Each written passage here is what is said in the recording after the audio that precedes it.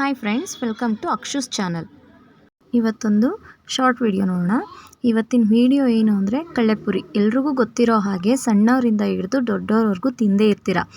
ಈ ಕಳ್ಳೆಪುರಿ ಏನು ಮಾಡುತ್ತೆ ಅಂದರೆ ಎಲ್ರಿಗೂ ಕೆಮ್ಮು ಬರುತ್ತಲ್ವಾ, ಕೆಮ್ಮಿಗೆ ಆ ಮನೆ ಮದ್ದು ಈ ಮನೆ ಮದ್ದು ಶಿರಾಪು ಎಲ್ಲ ಕುಡಿದ್ರೂ ವಾಸಿ ಆಗಲ್ಲ.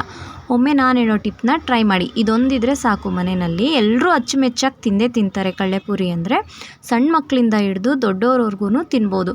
ದೊಡ್ಡವ್ರಿಗಾದರೆ ಸಣ್ಣ ಬೌಲ್ನಲ್ಲಿ ದಿನಕ್ಕೆ 2 ಟೈಮ್ ಥರ ತೊಗೋಬೋದು. 2 ಡೇಸ್ ಟ್ರೈ ಮಾಡಿದ್ರೆ ಸಾಕು, ಕೆಮ್ಮು ತುಂಬ ಬೇಗ ವಾಸಿ ಆಗುತ್ತೆ. ಸಣ್ಣ ಮಕ್ಳಿಗಾದರೆ ಸ್ವಲ್ಪ ಕ್ವಾಂಟಿಟಿನಲ್ಲಿ ಕೊಡಿ. ಅದರಲ್ಲೂ 6+ ಮಂತ್ ಆಗಿರೋ ಮಕ್ಕಳಿಗೆ ಸ್ವಲ್ಪ ಅದನ್ನು ಲೈಟಾಗಿ ಸ್ವಲ್ಪ ಫ್ರೈ ಮಾಡಿ ಅದನ್ನು ಪೌಡ್ರು ಮಾಡಿ ಬಿಸಿ ನೀರಿನಲ್ಲಿ ಚೆನ್ನಾಗಿ ಮಿಕ್ಸ್ ಮಾಡಿ ಅವ್ರಿಗೆ ಒಂದು 2 ಸ್ಪೂನಷ್ಟು ಕೊಡೋದ್ರಿಂದ ಕೆಮ್ಮು ತುಂಬ ಬೇಗ ವಾಸಿ ಆಗುತ್ತೆ. 2 ಡೇಸ್ನಲ್ಲಿ ಕಮ್ಮಿ ಆಗುತ್ತೆ. ಟ್ರೈ ಮಾಡಿ.